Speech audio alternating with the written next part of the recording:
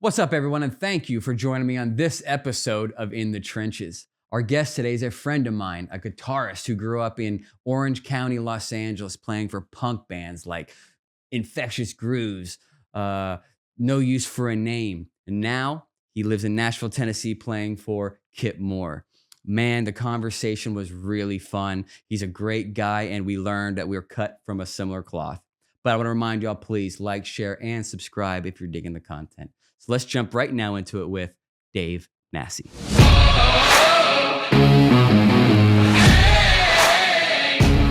Man, thank you for coming by and hanging out with us. Yeah, man, I'm happy to be here. We had such a good time in New York and Boston. Yeah. For 2 days. And of course, we did our, I want to talk about all of our the basement. I guess I've coined them the basement sessions for Kip Moore down in the basement there. But God, we had such a good time. Yeah. Hanging out in New York and Boston. And really, it was the first time you and I got to kind of separate from the pack and just really get to know each other. Well, it was a trip for me because when we did that shoot, when you came and shot the first couple of videos with Kip, I knew I recognized you from somewhere, dude, and I couldn't place it. You know what I mean? And it's that Southern California thing. And I was just like, man, I know this dude's familiar. And then we were just working and we got through everything. And then when we put two and two together, we just had a lot of mutual friends too. Yeah. What was it? It was something about me saying something about the making of the videos in Orange County for Good Charlotte. You're like, dude, I remember that. But not only that, I remembered it was in Huntington Beach. I remember the whole thing. Yeah. And I just remember watching. I'm like, dude, that's how I know you. That's how I know you. Those were the glory days of music videos, you know. Well, for me it was. I mean, there's many different eras in the business itself, but for me, the early 2000s was a big bang. Well, that was when it was still a good service tool. Yeah. You know, and it really served a function, like at any level, like for an independent punk band, like all the way up the market, you know. So you started off in punk band. I want to get to like you the stories. Like you grew up in Orange County, right? I grew up behind the Orange Curtain. Yeah. I got super. It's so funny because it's like, I just always knew early on that you had to hustle and like drive. So I never wanted to live in LA ever. Like I knew, because Los Angeles to me there was an era of it that I couldn't quite put my finger on, but I didn't always really feel super comfortable, you know? So I didn't mind sitting in traffic. I didn't mind doing the thing. And that was just it. So I got really lucky early on because I hit up a guy to take guitar lessons. He was at Foundations Forum in LA, which was like a magazine thing that used to happen back in the 90s and stuff. And my buddy's mom came up to him and goes, do you know a young guitar player? And they needed a replacement for their guitar player they had in that situation. And that was a band Steve Vai put together called Bad for Good.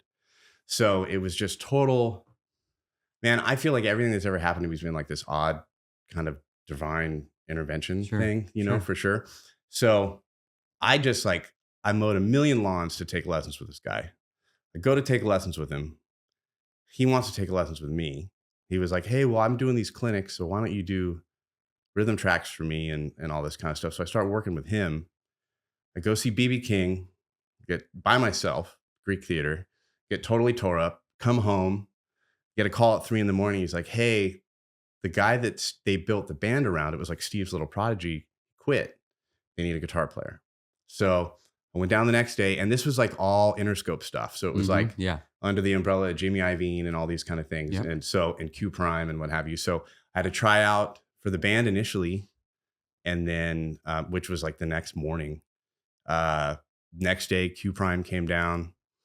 Then Jimmy Iovine's people came down, and they didn't think I had any charisma. Oh, how wrong were they? Yeah, dude, it was crazy. Well, because we rewrote, like the band was under Steve's kind of thing. So Steve had written all this music that was very much, this is like right before Nirvana like blew everything apart. So it was like, you know, as everybody says, they took the clown noses off and everything changed, you know? So the style of music was still kind of glam rockish, hard rockish, very guitar virtuoso type stuff. Yeah. We were totally not like that. We were just a band that wrote tunes. Not one song sounded like the previous one. So when Jimmy Iovine came to see us, he's like, man, you guys are great, but I can't do anything with you.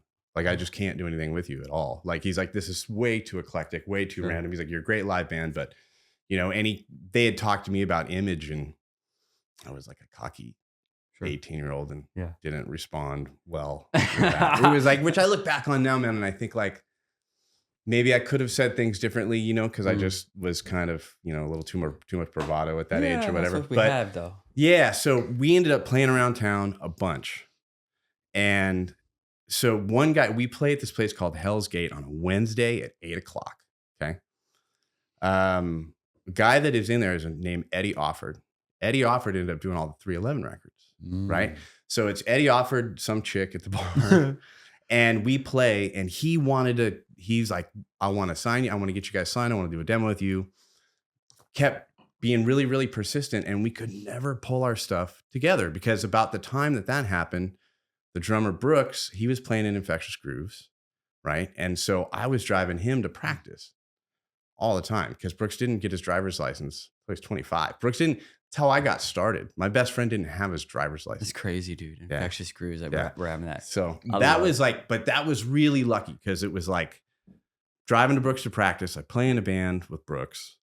Adam Siegel, the guitar player at the time, had a band called My Head. So he leaves to go get a record deal. And they're like, man, you're here all the time. You can play with Brooks. They call me at 10 p.m., dude. They're going out. The Suicidal's going out with Metallica, right? The next day. They call me at 10 p.m. and say, we need you to come down at 8 a.m. and play like 15 tunes. I had never like heard their songs. And so I was like, I drive to Brooks's, I pick up the CDs, and I show up, and Rocky George, God bless him, he was a little too out of it to know where his car keys were. So it like took him like 3 hours to find his car keys, just putting my audition like off, just kept going, you know, forever. Finally, I get like a rough audition, kind of flailed through it, you know, and were you just kind of faking it till you made it? I mean, pretty much. And Mike Muir knew it. Like he knew I could play, and he was really sweet about it. He was just like, look, man, we're going out tomorrow. We're going to come home. We'll give you like another fair audition when we come back, you know, kind of thing. Give you a little bit more time. I had the whole set wired by that point. So when he came back, we just like, you know, then we were off and running at that point. So that was kind of how the other thing defunct. I ended up going on the road with Brooks and then doing that whole, you know, thing. Was guitar always the plan? Yeah. When did you realize, wait a minute, A, it's music, and B, it's the guitar, it's not the microphone? Or how did it go, become the guitar? A couple of things. My grandfather played. My mom could finger pick and sing like an angel. So she used to do that for me and my brother every day. Like, and so I have memories of like dragging like a plastic guitar around, you know, doing that kind of thing. But my earliest memory is with a crappy acoustic guitar that I still have. You do? Playing, yeah, totally, which is crazy, right? Like, but playing it at my grandparents' house and getting the same feeling then that I do now. And I think I was like 4. And I just remember getting the exact, like, and I remember walking out of the room and my grandmother was like, did you have the stereo on? And I was like, oh, wait a minute. Like, this is something that's like kind of different, you know? Yeah. It was always the guitar.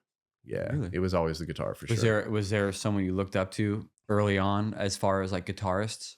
Yeah. I mean, Southern California's Eddie Van Halen, you know? Oh, yeah. Oh, for sure. Yeah. Like, I mean, that was it. I had a super cool neighbor and they would all sit. He would play Charlie Don't Surf by The Clash all the time. Yeah. You know, like, what is that?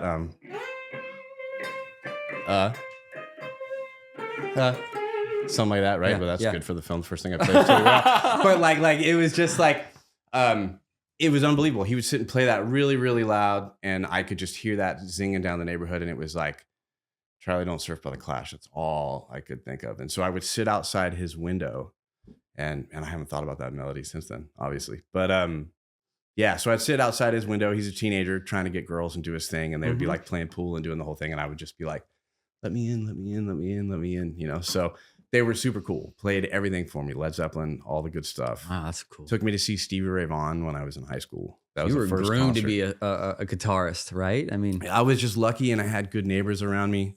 We would sit and play when I was a kid with my grandpa. My grandpa managed jazz bands in the 50s and stuff.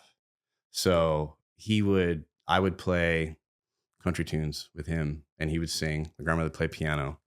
And my brother, who has like no sense of anything, who's totally tone deaf, would just sit and record and talk smack. Yeah. So there's like cassettes of me jamming with my grandparents and stuff, doing old Hank Williams tunes and all that kind of stuff. And then as I learned how to do all this stuff, I'd start throwing it in while I was playing with my grandfather. He'd just get pissed, you know? Yeah. You start.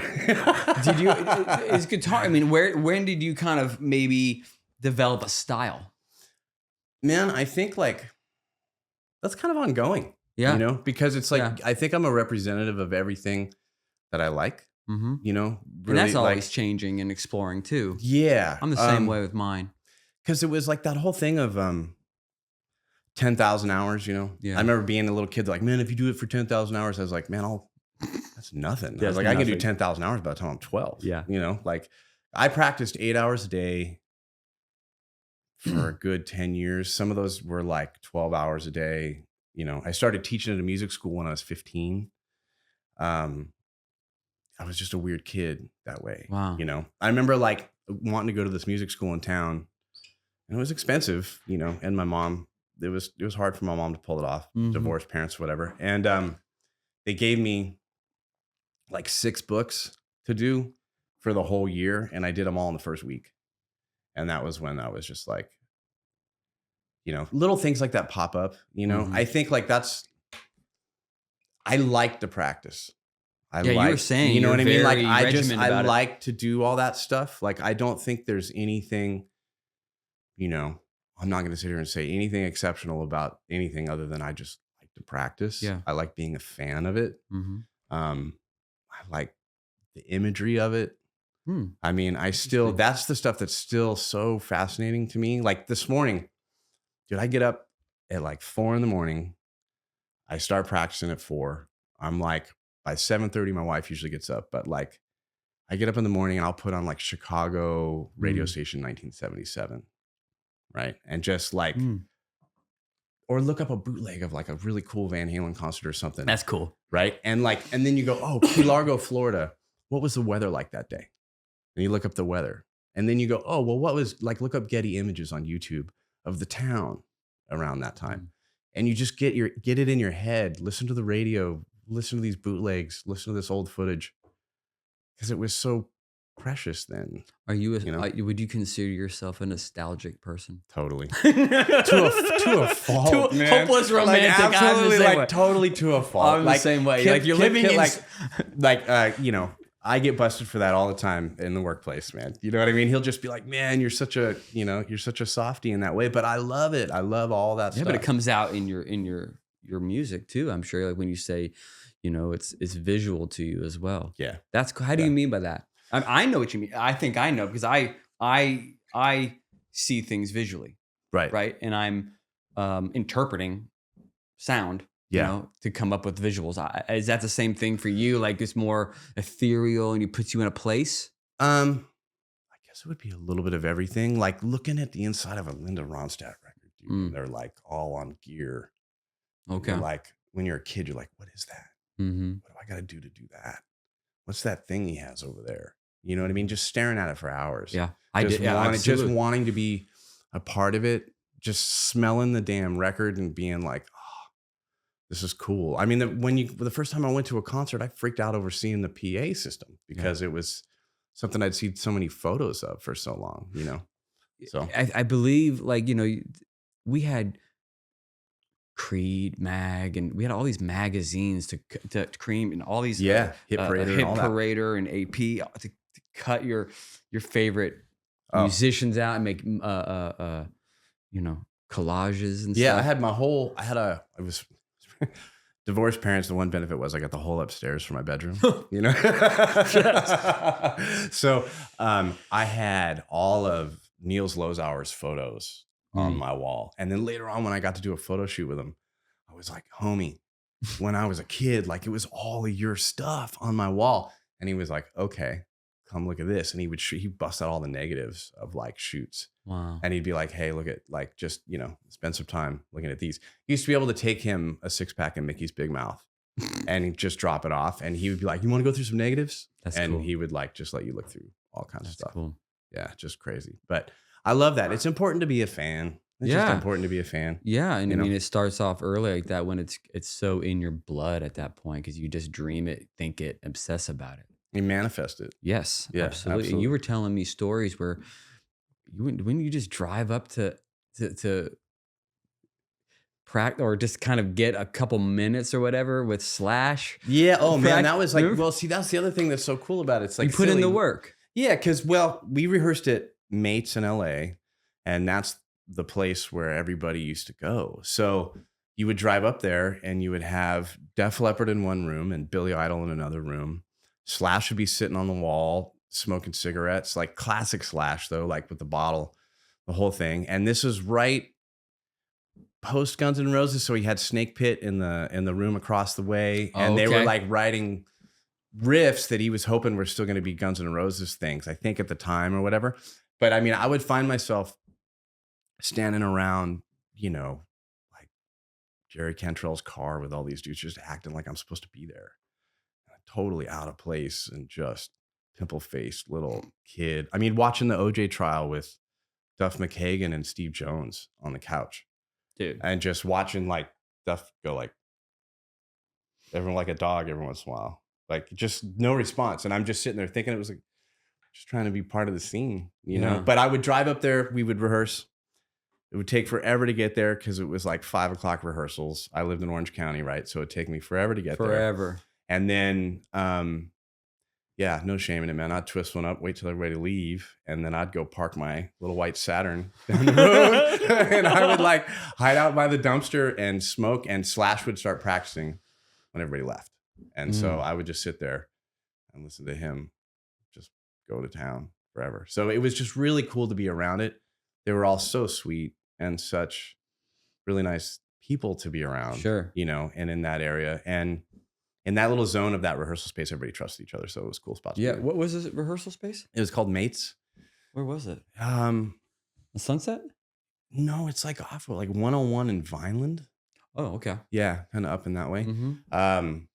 Man, what a cool spot to be in though. Because like every day you just never knew what you were gonna see. You know, you never know who you were gonna see or what you're gonna be a part of. And Slash would come cruising in and watch us rehearse, like because this would be in with Infectious, you know. So and he'd say the same thing every day. Guy that takes care of my snakes, you know, loves your band. Really? Yeah. And it was just like, you know, it was a trip. But being there, you got to be a part of cool stuff because like through that transition, right, you had Trujillo go play with Ozzy, right? And so when Robert went to play with Ozzy, man, this is totally funny. I'm working at Togo's, like we're in a sandwich shop, right? And we're getting ready to go out on the road. And Robert's like, I'm going to go play with Ozzy. And I'm like, I just quit my job at the sandwich shop, man. Like, what does that mean for me? You know, it's really funny. So he goes and does that. And we're just trying to keep it together, like trying to keep the whole, you know, like the unit together while he was doing that. He ends up taking off to go do that, but he was still really beneficial for me. Like at one point he tried to get me to try out for Ozzy. He tried to like get me to try out for David Lee Roth, like all these different things. Like he's always kind of looked out for me. He's always been a really sweet dude. I haven't talked to him in years, you know, to be honest, but he's always been a really sweet dude. So he does that. Another guy named Josh comes in to play bass, and I go out like Tekken for Suicidal. Right. And I like Infectious would open at this point because this was kind of a weird time for them. They were kind of in between. Sure. So I would tech for Suicidal, play with Infectious at the very beginning. Josh got a big ego one day, and love you, Josh. Sorry, buddy, but you did. And he like, you know, he's a great dude, but he bounced one day and I got super drunk. I'm like, oh, I'll replace you on bass. So I played bass for like 6 months, but I wasn't their bass player. I was just like Kermit the Frog with a 5-string. Dude, it was odd. Like to see me with a bass, it was horrible. I did one gig, like played one gig, but they would try out other bass players and then I would play after just to kind of like keep them rehearsing or whatever. But they were really looking for a bass player. And these guys would come in and I would just be like, please just play the songs. Don't show off when you audition. Just do the thing. And they'd go in there and they would try to be like Robert or whatever. And then they were like out in like 2 seconds, you know? So that was just a weird time for me. Suicidal is on the road. I'm working for them, kind of teching for them. And then Joe Sib, wonderful gentleman in Los Angeles, had a record label called Side One Dummy. Okay. Yeah. Yeah. Right. Yeah. Yes. So he had a band. Yeah. He had a band called 22 Jacks. Okay. And man, I'm like dropping names like they're It's all good. rocks around here. But like CJ Ramon was playing bass, right? We were on the Warped Tour in Australia in like 97 or something, right? CJ can't do the record. Joe asked me to play bass on the record. So that was amazing because Ed Stasium did that record. He did all the Ramones albums. So he had like all these just incredible stories about doing that stuff, you know? So I play bass on Joe's record. He's trying to get me to be in the 22 Jacks. I'm like, dude, I hate playing bass. I want no part of this. Like, it's awful. Foo Fighters need a guitar player. So he gets Chris the job at the Foo Fighters. And he goes, hey, man, I got you a job. This dude just left. No use for name. They need a guitar player. So Joe was the integral guy to make that happen. That's crazy because I vividly remember buying No Use for Name albums and cassettes or whatever. And it being like you were the cool kid at school. If you were like, no, who you listening to? I'm like, No Use. You're like, oh shit. You know what I mean? Man, it's crazy to look back on that. Like, it was another one of those kind of divine things though, man. Like I was like looking through the newspaper for a job, like praying. And then the next day Joe calls me and I just like, you and I had talked about this too. I had just seen this thing where like Einstein assistant was like, came up to him and said, I'm your guy, and just didn't take no for an answer. Right. Yeah. So I called the guys in No Use and I'm like, hey man, I learned 10 of your songs. I'm your new guitar player. Who the hell are you? Right. They were just like, you know, I'm like, oh, yeah, totally. Right. I'm like, oh, well, Joe gave me your number. You know, I'm going to call you back in an hour. I'm going to learn more songs. I'm like, well, we're going to try out other people, man. And, you know, you're all the way down in Southern California. We're in the Bay Area. I'm like, no problem, man. I'll just give you a call back. Call back an hour later. I'm like, hey, I learned 10 more songs. They're like, whatever. I did that for 2 more hours and I learned 40 songs. So I called them and I said, look, I learned 40 songs by the end of the day. I said, just have me come up. Even if it doesn't work, it doesn't matter. Like you can just send me out on a rail, but just give me a chance. Sure. You know, and went up there and just didn't leave. Like, yeah. That's amazing. Yeah. It worked out super. I mean, that was another thing too, where it was like, and Chris is being such a lovable guy, still is. Yeah. Talking smile and just the best personality, you know? So he was a hard guy to replace in that situation. There were a lot of people that really, really loved him, had a lot of admiration for him. He was like you were on the road with me. I'm not always like I'm pretty serious. I'm not like a super funny guy all the time, but he was the guy that brought levity, you know what I mean, to the situation. So he was the one everybody really liked having around. And of course, kids would hold pictures of his face in front of me, you know, do that whole thing for like the first little bit. Dang. So all until he came out and he teched for me one night. Wow. Started handing me guitars. Changed everything. Everybody like took photos and that's cool. All that kind of stuff. You and had he your was place. Just like, he like gave me a big old hug. Yeah, and he was almost like his cosign. Yeah. I was like, no, man, it's cool. Like that's interesting. You know. Like the whole band, you don't hear a lot about. You just think, I mean, a band is a band. They go do it, but you know, bands have different band members leave, and then you kind of move around. I remember back in the day, like the band Orgy. I mean, Filter. There's all kinds of people were moving different bands and stuff like that. Is that still kind of the way it is? You know, I think like, well, you know what? It's always like I feel like you find your job by word of mouth a lot. Absolutely, right? Yep. So, but I feel like, you know, I didn't see a lot of movement growing up, to be straight. Like, that's why I've always been so loyal to every situation I've been in. Like, I don't feel like jumping ship for a better opportunity is ever the way to think. Like, you know what I mean? Like, I feel like if you get locked into something, like you were put in there, your heart put you in this thing, you're going to ride this thing out till the ship sinks at all costs, you know? Yes. In my world, I didn't see a lot of people bouncing around, you know? Which always kind of terrified me, which was always why I did so much more work than anything else, or always tried to go that extra mile. Yeah, because I can see that you definitely went, like you just said, that extra mile to put yourself in that room or that scenario. Like you said, sometimes I was just like trying to act as if and play the part. Yeah, drive 3 hours to be seen for 15 minutes, man. That's Like, it. that was my theory. Because then if they saw you one weekend, they see you the next week and they're, oh, hey, man, I saw you last time. Next thing you know, you're at the studio hanging And now. they don't know how long you were there. Yeah. Everybody's partying, everybody's having a good time. They just need to see your face. And that is just as important as sitting in your room doing all the work. Absolutely. Oh, man. Because it's all that other stuff that nobody thinks about. Once you get in a band, being in a band is so many other tools and tactics of just like, it's being a good person, like doing all the like real life stuff that keeps you in that job. Yeah. It's like, yes. So, and that's a big misconception too, a lot, right? Like you see that all the time. I mean, I see it on the road. That's why I'm asking this question. Because I don't think people a lot of bring it up. It's like a sports team. Let's just use basketball as an example. Right. You'll hear a star player come into this team, whatever, and it's like, how is this player going to adapt to the system Right. that is in place? Mm-hmm. Meaning there is a system, and when you bring someone new, it disrupts it. Yeah. And you have to find your place. Yeah. Is that something that really does happen in a band? Like everybody has their role or knows where to. Absolutely. And I think there's an art to that. Yes. Like the one thing that I've only joined established bands.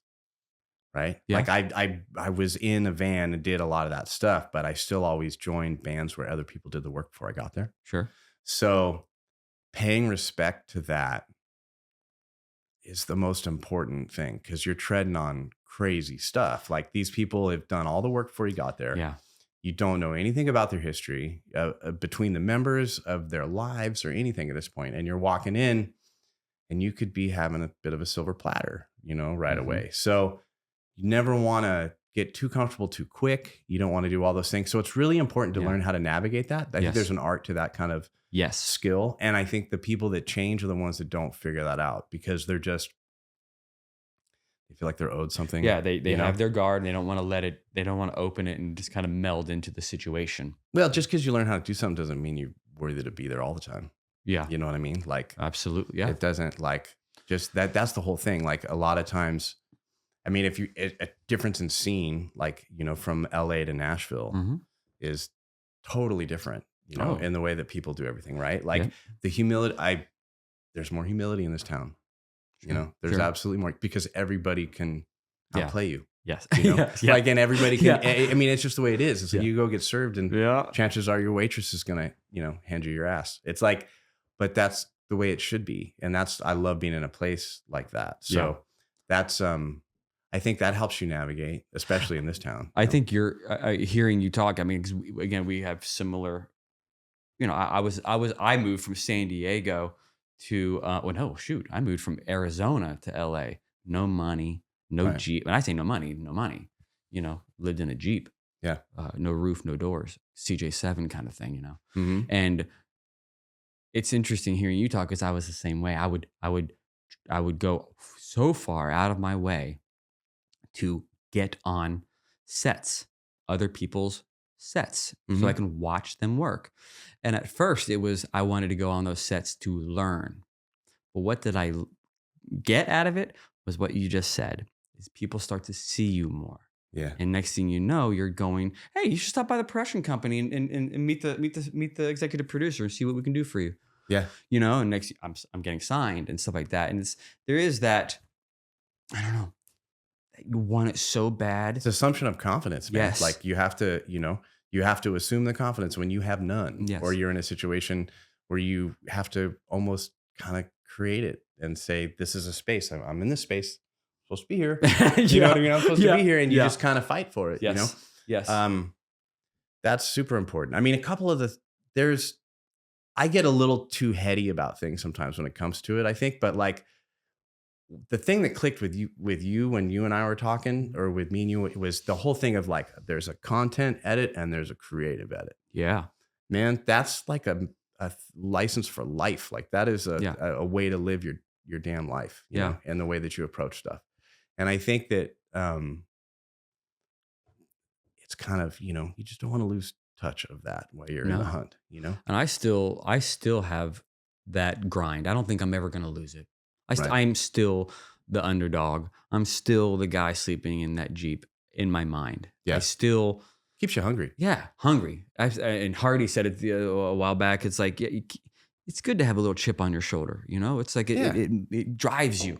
You know, it keeps you pushing through the hard times. When it's, a lot of people say it too, but when I was going through that period, I had that infectious stuff and all that was going great. When that band broke up, my personal life was in the toilet. My mom threw me out of the house. I was sleeping in my car. So like I went from being on the road with Robert Trujillo playing all these crazy places and then sleeping in my car, and being totally happy about it. Like, remember waking up and I had like my guitar sitting in the floorboard, my feet sticking out the window. I had no money and I had a buddy who had a coffee shop where I knew I could go eat. And I would go write poetry at like 5 a.m. in the park, like just some weird hippie. But I knew there was like, we talk about it sometimes on the bus, like not the times when you think things would be rough, but when did you know in your life things were going to be good? When things were going to be okay. I knew in that moment everything was going to be fine. Yeah. How could it be any worse?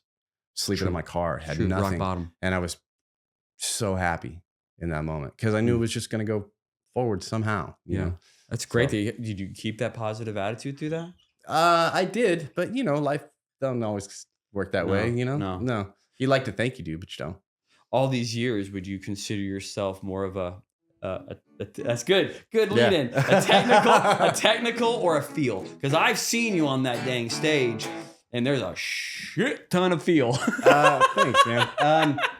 Man, I definitely I started out full on technician guy. Okay. You think that's how you have to start, right? Well, maybe not. Yeah, I was school and street is kind of my theory. Like, you gotta you get the scholastic aspect, but then you want that Joe Perry dirty element in there where it's a little raw, a little raunchy, and a little kind of loose, because a lot of technicians can't write. So my grandfather was like, you're gonna need to write songs. Like, you have to write songs, and in town here, man, I'm not like a word guy. I'm a music guy. So like how I'm finding myself fitting in here is making it like when if I'm in a room writing with somebody, or if Kip has an idea, a lot of times he gives me a sonic reference. He'll be like, hey, give me something that sounds like this, or give me something that sounds like this. And I click with that right away because it's like, oh, that exists in this form. And you play something similar to it, that kind of thing. Like he wanted a song that kind of had that vibe to it. Okay. So you go, oh man, that's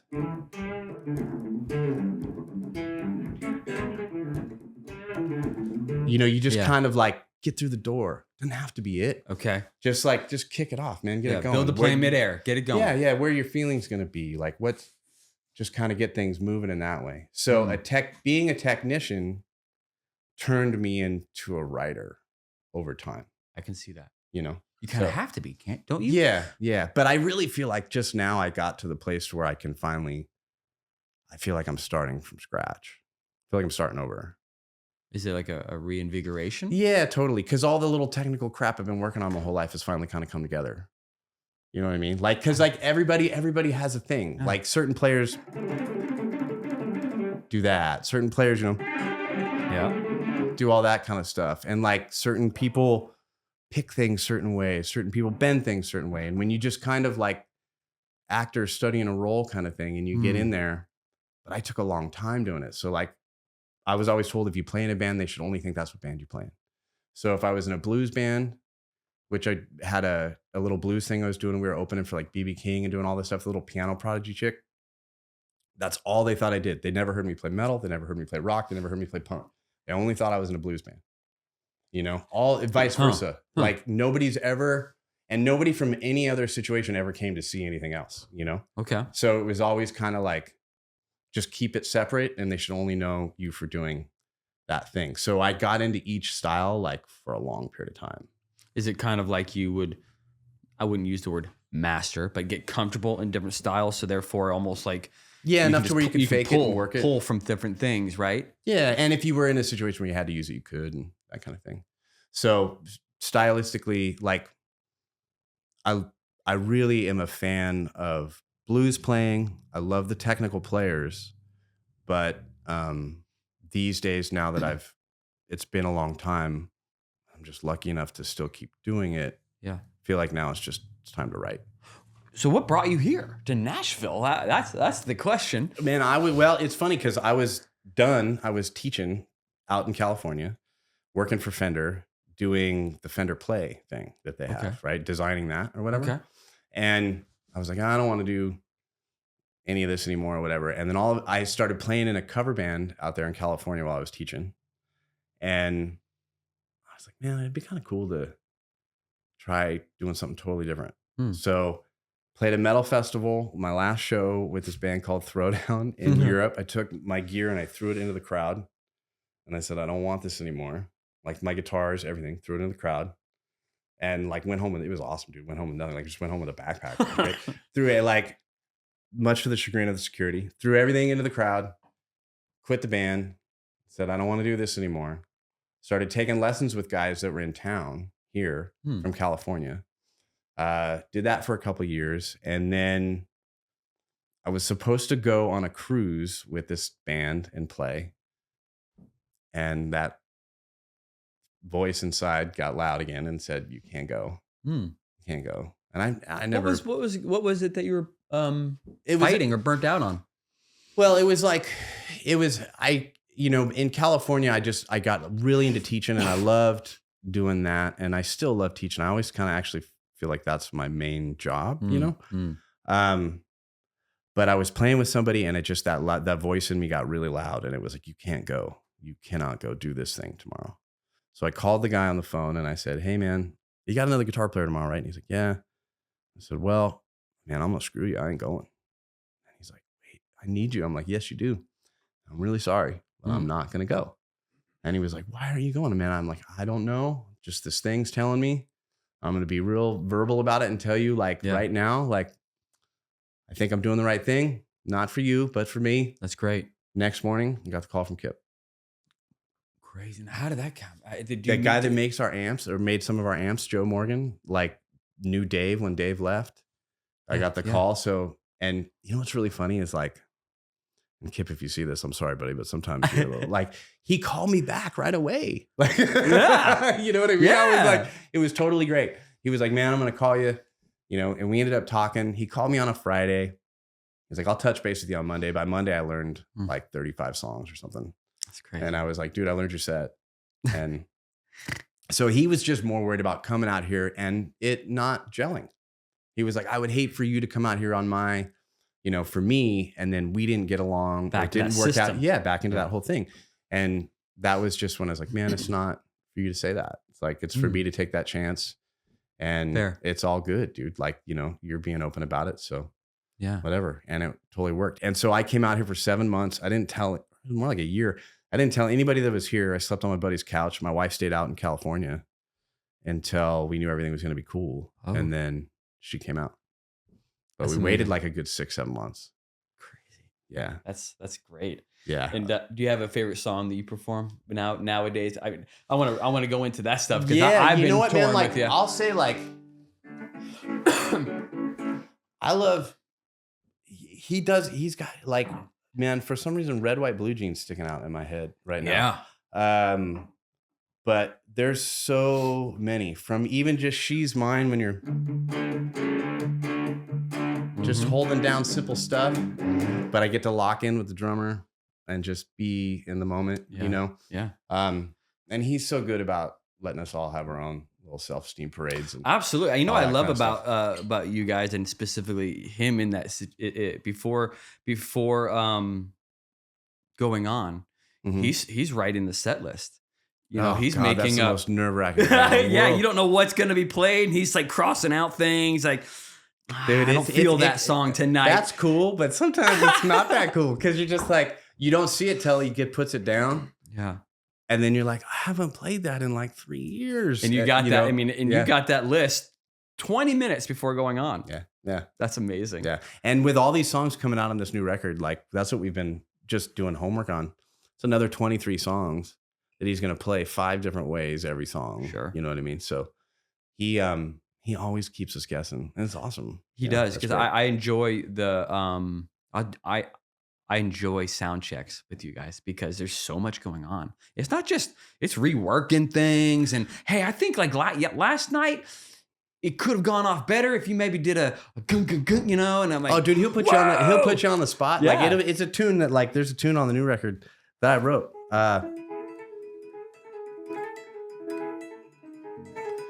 Right, and one day I think you were there. He was hearing a lag from that chord to that chord. He's like, I'm going out front. Yep. And he goes out front. He's like, play it. And I'm like, you know what I mean? And then everybody's staring at you, and you, of course, you're gonna go.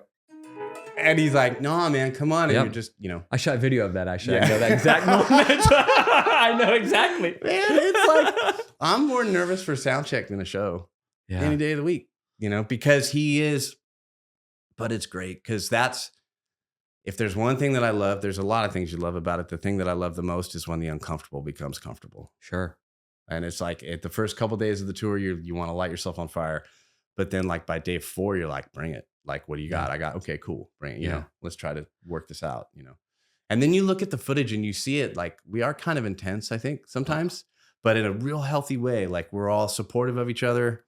But it is in that moment because we like to have so much fun when we're not working. Yeah. When we work, it's like, it's all in. Yeah. It's all in. How was South Africa a bit of a bucket list? Man, that's crazy. Yeah, that stuff's crazy. The crowds are over the top. Stadiums, playing stadiums. And it's all for like, how that worked over there was we had, and there's, you know, he's online talking about it too, but radio DJ, really good friend of ours, just started playing the songs and they caught on. And so it was like, you know, it was Heart's Desire was the one that really did it. Yeah. It was the Wild Ones album that really caught people on. But to go over there and play to those people, it's yeah, man, that's silly. I love opening when you guys open with Lipstick. That's a good one. It. Yeah, man. What's that chord? And it's just so power driving, you know? Man, everyone just, it's a great, like, out of the gates. And it's great for me because it gives me, I get to flex a little bit of that, you know. Yeah, a little bit of that kind of stuff, which is cool. And he lets me get away with murder, man. I'm jumping off stuff, and you don't say. You know, like, I was fighting every time to get the best. I'm like, we can get this. And you got the best one. Yeah, we got it, man. That was so. I mean, I was like, I went pretty hard in on those. But you're in, like, that's the thing that is so great about you is you're like, you read the whole situation so well that you're like you're in the scene. Like you're not even, you know, you're not outside of it. You're in it every single bit of it. Right. So it looks like, yeah, you're living and breathing it. It's cool. It's fun being in that proximity. Like I on your sets, on most of them, I try to find little hiding spots near the drummer because I can kind of jump out and get the hero every once in a while. But man, being in that energy with you guys and like, man, he's walking by. It was just it's full throttle. It's really cool. And I think like the thing that's kind of cool about our live show is you can focus on each individual, and I think you can be entertained for a moment. Like everybody has their own thing that they kind of do. Sure. You know? Oh yeah. And that adds to the collective. I mean, I pushed it for sure. The second gig, man. I'm like, okay, I need to know where my line is, right? So just no shame. Overplayed, jumped off everything, like ran around like a jackass. I mean, to the point to where I could have just totally lost my job. We're in Hawaii. He comes up to me afterwards. He's like, okay, I get it. No. And I was like, I'm like, so I went over the line. He was like, yeah. I was like, I just wanted to know where it was. Yeah, you just, you know, when you jumped over my head. But I ain't gonna do it. And Manny was so sweet, man. He's all, love your energy, bro. Yeah. You know what I mean? He was just like trying to save it. But yeah, so he's been really great about letting me do that stuff. There's times where he's like, don't jump off something third song in, you know, like let it kind of build, you know. But when we haven't played in a while, I get super antsy. Let the lion out of the cage. I drink too much coffee and I'll do my thing, but it's cool. One of the most special thing that I noticed about you, and there's a lot that we got in that week, but I love the fact that backstage, again, minutes before going on, everybody's, getting into their vibes, whatever that is. It's usually pretty fun and loud and happy. And you're in the midst of all of that, reading verses from your Bible. And it was so cool to see. And it's a very beautiful contrast when you see. You got a cool photo of it. I did, and I have a few. You got, and we'll probably show it on this part here. Yeah, that's cool. That's cool. But yeah, can you enlighten on that? Yeah, it's the most important thing to me, to be honest. And I didn't grow up in a household that way. So there was a thing, like it was right about the time before I got this job. Something happened to me one day that was just like, it was such a moment where it was so personal and it was such a big thing that everything just changed on a dime. I mean, it was really like, I was sitting in my house. It was weird, man, because I was like, I could feel something welling up like inside, just like big. And yeah, it was really strange. Long story short, I like fell over and I started weeping like crazy. And I it sounds nuts, but I was not like looking down on myself, but I had no control over myself. And I just started apologizing. And then, because I don't think I did things right the first time around. Like, I just feel like the successes I've had and the things I've had, I could have done better things with them. Being young, doing whatever. Sure. I mean, I don't condemn myself for it, but like, growing up in the time when people partied like you did back in the day and you did all that kind of stuff, it kind of, it adds up. It adds up a little bit. Like my life is a really good behind the music, dude. From my ex-wife to the whole thing, I like behind the music with Dave Nassie. I did a lot of tragic things and a lot of things that I'm not necessarily proud of, but at the same time, nothing I'm ashamed of. So like, it was just had a huge moment and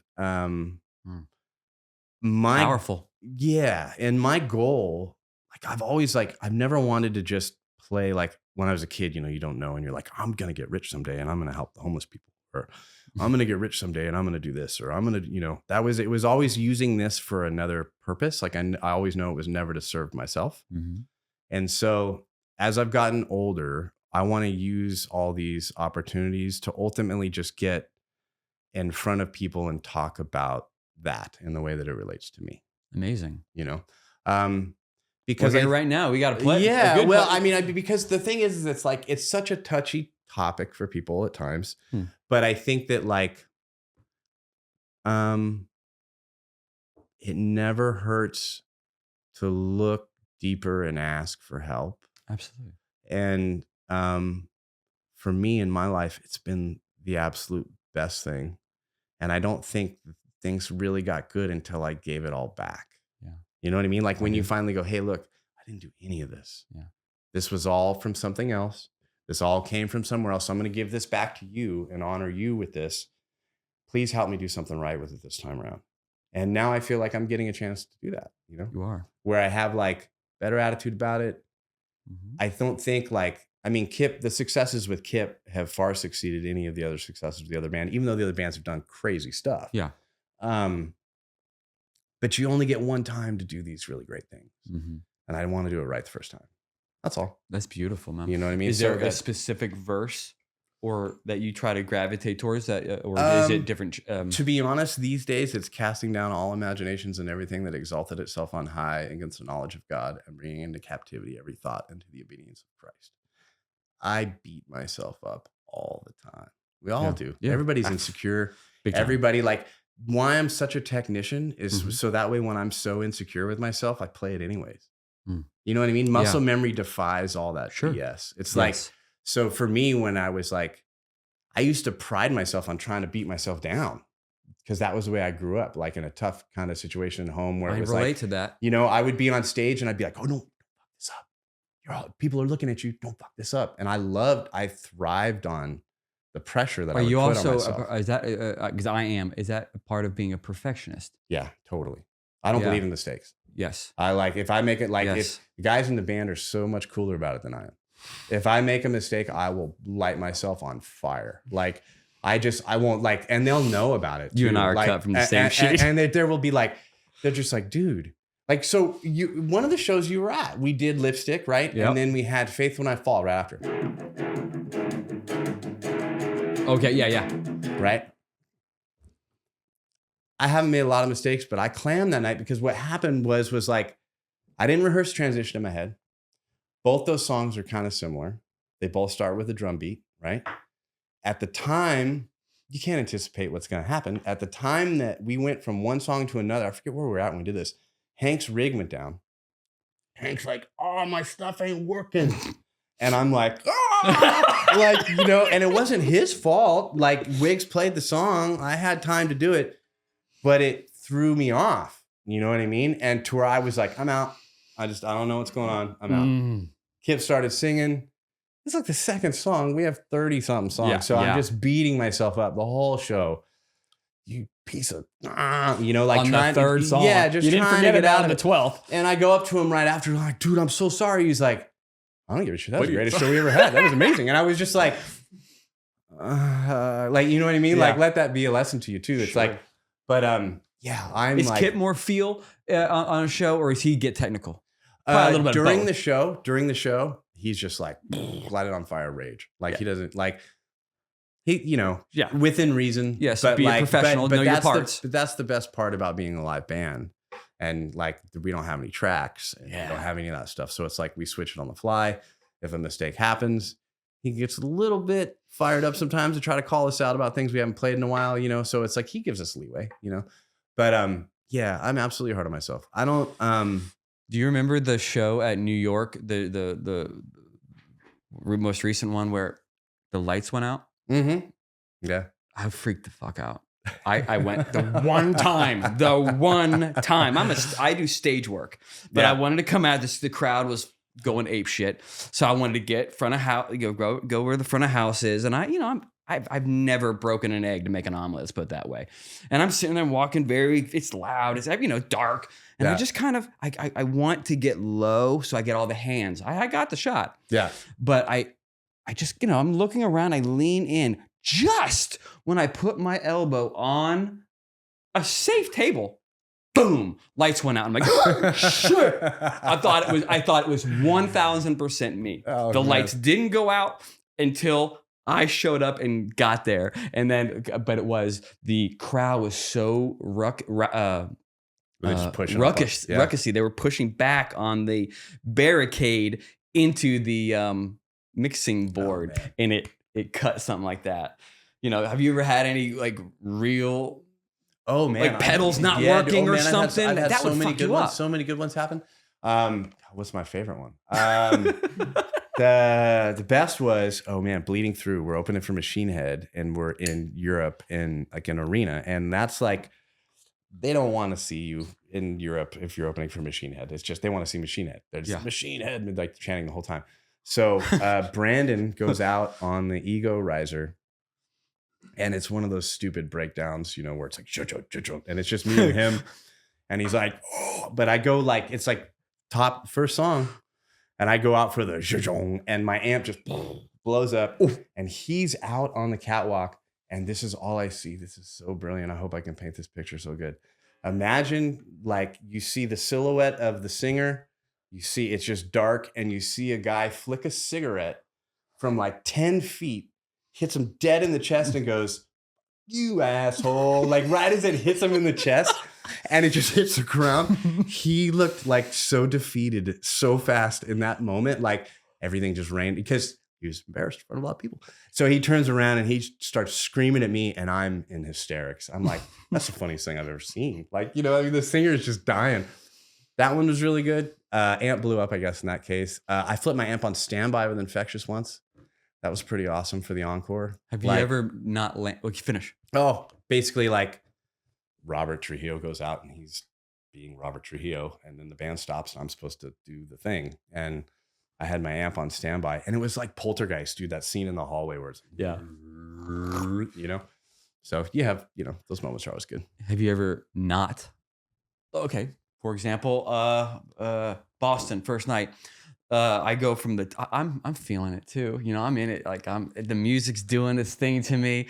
And you see me out there, and I'm up on the top speakers on the stage. Yeah. And I'm in it, man. I forget my age, my joints, but I take a jump off the top one down. But just as I go to do it, lights flashed me and then went off. And so I'm in air and darkness, and I land. I'm coming down on a no security depth guard. perception. Yeah, no depth. Yeah. Security guard, and then ping right into the barricade. I had a welt. I remember that. Yeah, I remember that. Yeah. Have you ever had a one of your kick landings that didn't go as smooth and you roll it out, or you have to do a dismount? You know what? I've been really lucky. I have not racked myself yet. It's gonna happen. It's gonna make a great sound when that happens, when my hip goes out on one of those things. God. Only thing that's ever been really bad is we were playing someplace and Kip was like, "Hey man, run through the crowd when you solo." I was like, "Okay." So we do that, but nobody thought about me getting back up with the guitar. You know what I mean? So like that, yeah. And so Sean realizes this, tech, of course. And so he goes to grab me and pull me up. That was amazing. Like he yanks me, guitar bashes against the stage, but I kept playing the whole time. That was pretty ugly. And that actually wasn't super great, but like that was probably the only incident where like I fell, made a loud noise or anything like that. But man, I think I'm like building one up though, now that I'm talking about it. I hope we didn't jinx you. Man, like I said, I try to take care of myself so those things don't happen. But it may be a matter of time, but what a good way to go. Yeah, why not? Yeah. Do you being in Nashville, like you said earlier, like you go down 10,000 people can be lick better than you, but do you get into the studio? You know how there's session studio players, right? Yeah. Is that something? Man, it's funny. I was just talking to my buddy the other day who does it. I don't want any part of the studio world. Explain. They just like, I feel like that's a skill set that, well, it's funny. I said this to my friend the other day, Nate, who does a lot of sessions. And he told me because I said that, I'll probably end up doing them. You know what I mean? But those guys have a skill set that is different than mine. They have different things in their toolbox right away. I can do it. I can work quickly. I'm not as fast as a lot of those guys. And when you say fast, just in that moment, know how to squeeze it or do something different if it's needing it. Yeah, I think it's like, well, perfect example is I wrote a song with Kip and went in to watch the guys record it, and they reinvented the part. They made the part cooler than I had gotten married to, because when I wrote it and I came up with it, I was just so glued in my head that it has to be this way. And maybe has to have this certain nuance, but I didn't see I couldn't zoom out on my own piece of music. So when I went in and saw them record it and they reinvented it, they kind of changed it a little bit. They saw it a little differently. Yeah. And I was like, man, this is great. Cause it's giving somebody else the canvas to kind of add to it, but no ego, no nothing. No. And they're only just doing it to make the piece of music better, I had a situation in town where we did record with somebody. This is a good story. I'm not going to say who it is, but this is a great story because he's a notable person. But we recorded with this person, and it did not go well for me on the second day. And it was, man, I gotta be honest. Okay. I gotta tell the story. This is a good story. So we're recording a song, and first day everything goes great. We could all do no wrong, and it was the band. Put down a couple of tunes. Everything's just humming, living large, feeling good about ourselves. Yeah. And we were like, we had heard some things about the guy we were working with. So we were kind of all a little bit nervous, but it went great. So then he's like, hey, come back tomorrow and put a solo on this tune. Send me what you're going to do tonight. So I send it to him. He's like, yeah, man, that's great. Come in tomorrow and do that. Awesome. But come in at the end of the day, because it's just going to take 2 seconds. Right? Always. Yeah. Come in, put it down, and the engineer goes, man, the back half of that sucks. And I just was like, oh no, it's going to happen. Like, this is where I'm going to get slaughtered. Like, we're the end of the day. Draw this thing out. Yeah. Like, it's just, it's the end of the day. And what ended up getting left was so simple, you know. I don't know if the strategy was to make me play guitar like the singer from Slipknot, like you got a gun to your head. You know what I mean? Because he achieved that. And that's ended up what going down. But I mean, he was yelling at me the whole time. And I'm like, dude, I'm not a session guy. And he's like, obviously. And I looked at him and I just said, you know what, man, but what I am is really comfortable being who I am. So I'm going to sleep cool later. Everything's going to be fine. You got guys coming in, like, don't do this to me, man. Like, don't put me in a bad spot. Like, it's all good. Like, it ain't working. I'm sorry. I'm not giving you what you need. Yeah. But he was just unrelenting and he wanted me to still play the part no matter what. So he had to wait, you know? And, Kip was a sweetheart about it. He was like, man, don't worry. Don't, you know, cause I was embarrassed. I'm like not delivering in front of my boss. You know what I mean? All those other, like, right. You start going down that rabbit hole of insecurity and all that kind of stuff. And then I finally looked at the guy and I said, man, you get one more. And that was the one that he took, you know, kind of thing. So I wasn't sure what was going on, but at the end of the day, I wasn't giving him what he needed, you know? And so I apologized to everybody and, you know, that kind of thing. And then he came up to me afterwards. He's like, man, I'm really sorry. You know, I just like, I'm a guitar player too. And I said to him, I go, well, man, you know, I learned a lot from you though. Like, look at what your track list is. You're an incredibly reputable dude. Like, this was a great day for me. Like, you beat me up. I said, but like, I'm walking out of here with a smile on my face. Sure. And he goes, oh, so I'm just a guy you learn from. And this is another moment. This is another moment where I was like, okay, I'm gonna lose my job. Cause I was just like, that sounded like a great compliment that you gave. But I go, I just gave you a compliment. Yeah, that's exactly. Like, show me respect. Show me respect. I don't care who you are, dude. Show me some respect. Oh. And he goes, where are you from, man? And I go, Orange County, bitch. Yeah. Like that. And he just goes, that makes no sense. What? He goes, that makes no sense. And so, you know, we left. And then it was a situation where he tried to apologize. And I was like, dude, I learned from you. The only reason why I tell that story is like, you know, those situations happen in a studio setting. Maybe they do, maybe they don't. But like, if I don't need to be a part of that, you know what I mean? Like, and maybe it was one situation or one guy. I've done other sessions, had great times, you know. But I see you working through similar things on, like I said, sound check. Yeah. Is there a finite thing to the studio? The pressure of it being. I just think there's other guys that do it better. Be honest. I mean, maybe I'm wrong. I mean, I mean, everybody that I tell that to always says, man, you can do it. You'll be fine. Yeah. But I like the division of labor in this town. I love that. I love that. Like, I would much rather write something and go in and watch these guys that have studied making records. I mean, that's the thing. You look at a Tom Bukovac, you look at these guys, they love making records. Dude. I've been in this. I love playing live. Yeah. That's totally different. I don't have like, I run around like an idiot on stage. My tone live isn't like, I'd like to think I have a good tone, but like at the same time, like, I'm running around. You're not gonna have the best tone in the world when you're running around all the damn time. You know what I mean? Yes. Those guys, like, they listen to records different than I do. They listen to frequencies different than I do, where parts go in certain places different than I do. So I can play with them and survive maybe for a day or two in a scenario like that. Sure. And I could learn for sure, but I would much rather try to write something and contribute and be a part of it in that way. And those guys are just so awesome. I like being in awe of what they do. You know, I mean, I do. That's a really cool thing. And again, the division of labor, man. Like, one of the first things when I came to town, my buddy took me to dinner and he was like, you want to do sessions? I'm like, no. He's like, welcome to town. That's good. That is good. You know, how important is tone to you?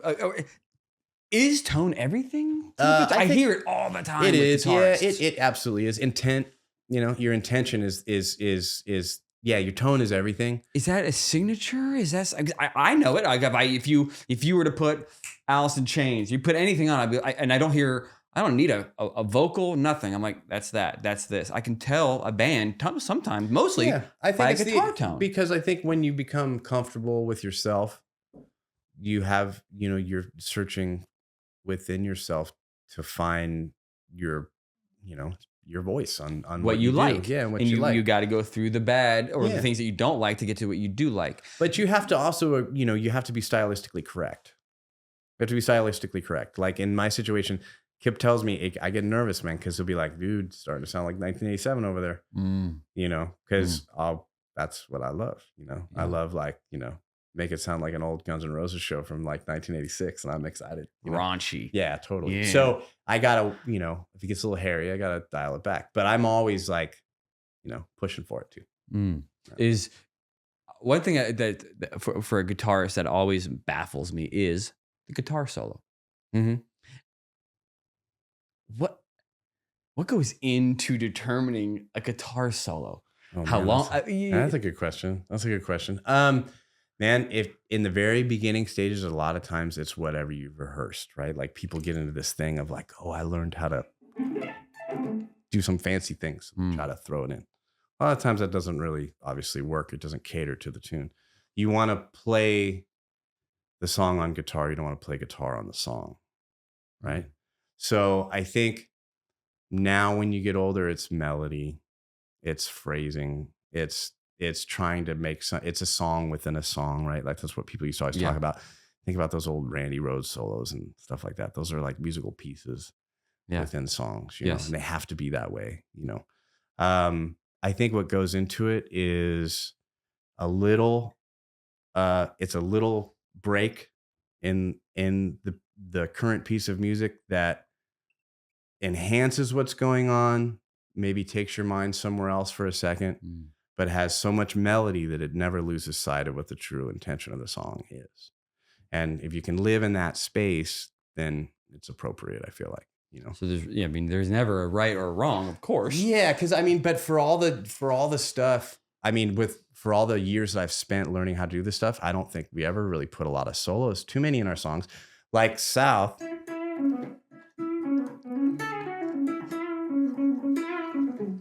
That's like a melodic, man. I got so lucky on that solo. That solo is a minute long, right? If I had to write that, I would have been screwed. But what happened was my wife was trying to park the car, and I was looking around, not even thinking about it, like playing all that stuff while I'm watching her trying to park the car. And then Kip came up to me after. He's like, dude, do you know what you did on that? I was like, no, man, I wasn't even paying attention. He's like, well, just learn that and do that for the record. That's awesome. I was like, cool, I'll take that. Really, really lucky with that. Because you can get in trouble. Your ego gets involved. You try to do something too cool or something you think you're like. I would think that you can overextend. Mm-hmm. Do you? Is that the process for Kip? You guys kind of his players, his band works through ideas and songs, and then it gets recorded maybe in a mix of sorts, so it can then go to the studio, and then session players can. Kind of, it depends. They all go down a little bit different. Sometimes if it's if they're ones that we've worked on together, a lot of times, like you saw, we'll do them at sound check. Yeah. Record them at sound check, and then send that off to the session guys, and we'll come in if we're playing on it, and maybe in that moment we'll make changes. We've made work demos on computers and done them that way, and kind of all come together. But it's usually all of us together working on each person's part, so everybody knows exactly what every person's doing, and you just feel better that way. And people are lending their ears to it and going, oh, what if you did this, or what if you did that? And it's a real collective effort when we're all working on something together. Well, you guys were working on a song, I think it isn't even recorded yet. The one that you were doing, it was like in Boston, where it was like cool eerie guitars or in the beginning, and then oh yeah. And it was like those, but then there was like, how many? You guys are really working through those beats, and that's a riff that I did. That's a voice memo riff, and so and what's crazy is like the voice memo. I've sent him so many voice memos that turn into songs that come out like in like a fast period of time. It's crazy. Like we are very lucky that he writes with us. Not a lot of artists in town write with their band. And every single day, if I don't send him something, he's like, where's my riff? Like right now he's in Hawaii, and he was like, dude, this is prime time for me. You need to be sending me stuff. So I sent him, something yesterday morning, sent him something a couple days ago, Mm-hmm. and he's working on it. And, it's weird because you don't ever really know what direction it's going. Sometimes it could be dead on and you could be toiling over it, still trying to make changes. And he'll go, oh man, no, I liked what you did.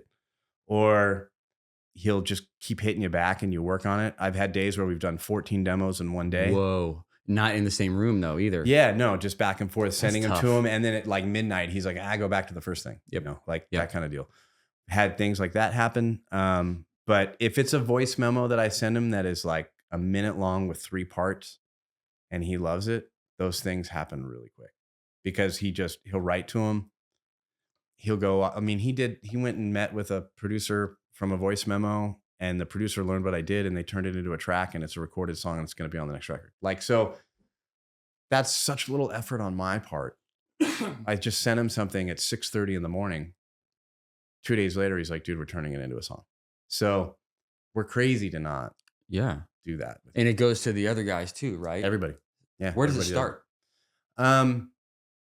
He's you know what? I'll tell you, he's the catalyst for all of it because he knows how each person works. Okay. So he wants the best of what each person can do at a certain time. So like he'll come to me and he'd be like, man, I need what you offer. Right. Mm-hmm. Hank's flavor is different. Will's flavor is different. Mm-hmm. Manny and Wiggs, they're word people. Manny, tons of crazy bass things that'll turn into songs all the time at soundcheck, but like they're word people, And so there's a lot of times where I'll send stuff off and then Wiggs will be like, oh, we're working on this, or we're, just to kind of let me know that things are going on. So, but then while he's doing that with us, he's also doing it with so many other people. He's just constantly writing, constantly doing stuff. So, for me to get, I think I've had, I could be wrong, maybe 5 cuts. That's a lot. That's crazy. That's a lot. That's crazy. It's crazy. Because he did all the work, man. Like I came to town and sent my singers. You know what I mean? Yeah, I know. Yeah, that's nuts. I hear you. He got the publishing deal. He did all the stuff. He did all the hustle. And I'm sitting drinking coffee, tooting in the morning, sending them riffs. You do love coffee. You do love coffee. Do you feel like you've, this is where you saw yourself going when you were back in 14 OC? Would you have imagined yourself? No way. I was naive and thought No Use for Name would be going on for. There was definitely a period of naivety where I was like, "We're gonna do this forever," Yeah, totally. It was just like that No Use for Name in itself. It obviously turned out a little bit tragic with what happened with Tony and stuff, but God bless him. We kind of knew, like we could see. We tried to intervene on him. Mm-hmm. And he wasn't having it. So I have never really talked about No Use for Name, and this would be a whole nother hour-long conversation of stuff. But I've been asked to talk about it a lot. I've never really talked about it, but I left because I didn't want to be there when it happened. Oh yeah, that's fair. You know what I mean? Because and that's hard to say. Yeah, because you don't want to feel like you're, giving up on somebody or what you've built with, but it was still so good, but the change in scene and times, the way music was being heard, we thought we were failing, but we were still totally successful. Yeah. Like still drawing 1,000 kids, but thinking we were failing, drawing 500 kids, thinking we were totally failing. And again, a situation I walked into after they built it. So while I'm trying to be like, no, man, we're good, I got a guy looking at me going, you weren't here when we did this. This is going down, Yeah. And he's wearing it on his sleeve. It's kind of probably was similar to Metallica. Yeah. Remember? Yeah. That's why, what's his name? James. No. Jason. Jason. Yeah. Left. Well, because he totally. He couldn't deal with, there was a lot of that. Even Metallica admits there was a lot of pressure they put on him where, you're not the original. You weren't here. He had to live through that ghost, I guess, or something. It's tough when everything's good when things are going well. Yeah. No Use for Name was like one of the greatest experiences of my life. And I wouldn't be here if it wasn't for that band. you know. I learned so much in that scenario, and it was such a blessing. Um, Man, what to watch that kind of happen. Everybody was partying, man. That whole scene, Yeah. everybody was partying, doing things. You know, and I stopped. I stopped partying. And when you stop, when you're the guy that stops, I know this too. you're like suddenly the guy that, why are you judging me? Yeah. And you're like, dude, I'm not, I'm just sitting here. You know what I mean? And suddenly everybody in the room that's still having a good time thinks you're judging them, and you're just still happy to be there. Yes, You know? I've seen it with many bands in that situation. And that gets Band tough. members that they get a wife, have a wife and a baby, and they live their lives different. Now they're kind of not partaking in the usual, festivities, The debauchery or whatever. Yeah. So when does the tour start back up? We have we're gonna do some promotional stuff in March, and then we kick up. We're doing a Canada run in April. Yeah, super excited, man. It's gonna be a lot of good songs. We're gonna spend a good amount of time overseas because we've been working on that. We can give the States a little bit of a rest. Yeah, you you know, have Europe coming, Ireland and all that. Mhm. It's gonna be great. Yeah, it's gonna be super. Got to figure out how to get on that one. Dude, you do. You gotta get out. It'll be fun. But we're all excited. It's, he takes his break and he allows us to kind of reset ourselves. So I'm already itching though, dude. Like 2 weeks of being at home, I'm like over it. It seems like a very healthy, as we've gone through your part of your journey, or it seems like you're in a very, or even from my position, because I can see the band. It's such a great collective of guys. I feel like you're in a good situation. I feel pretty, man. It's crazy. It's crazy. Yeah, they're good dudes, and we all hang out together outside of the situation. Mm-hmm. We all genuinely really care for each other. Being in bands with people that you hate is a drag, when you're out there that long, because that's when you realize it's just a job, just like anything else. Yeah. And that could make it really, really tough. And I've done that for a lot of years with certain situations. Yeah. So yeah, these guys are wonderful, and we look forward to playing with each other, every day. Looking back for this past hour or so, would you, in your life, what would you say your kind of like your little superpower would be, going back from the beginning to now? That, it stuck with you all these years, that maybe you haven't thought of, that keeps you going, keeps you. If there's one, I try to, and I hope other people would attest to this, I try to always anticipate the feelings of the band that I'm in, the people that I'm with. Mm-hmm. And I just really try to work my ass off for every situation that I'm in. Like every band I'm in, I believe that's the only thing. Mm-hmm. And I will be there loyal till that ship lights on fire. Yeah. You know what I mean? Like I will not leave. I've had other people come to me, even with Kip, and offer me crazy things. Mm-hmm. And so I'd never even mentioned it to him. He found out about one of them one time and called me. He was like, mm-hmm. But I got an offer from something, and they were like, well, you're going to turn that down? Mm-hmm. I said, yeah, because this is my family. These are my people. This is my family. And they called me back a week later, like, you still want to turn this down? Like, yes, this is my family. And they were like, man, you're loyal. So maybe my loyalty, I guess. Loyalty is a great one. I would say that's high up in mine. Yeah. One of the, excuse me. One of the things I heard you say earlier that I didn't get a chance to relate to, that I relate to heavily, is you kind of threw it away when you said, I don't know, maybe my kind of think my main purpose is teaching, and you just left it. Yeah. I didn't want to let it go for good, because that's mine. I love it. I feel that's mine too. That's what this podcast is. That's awareness.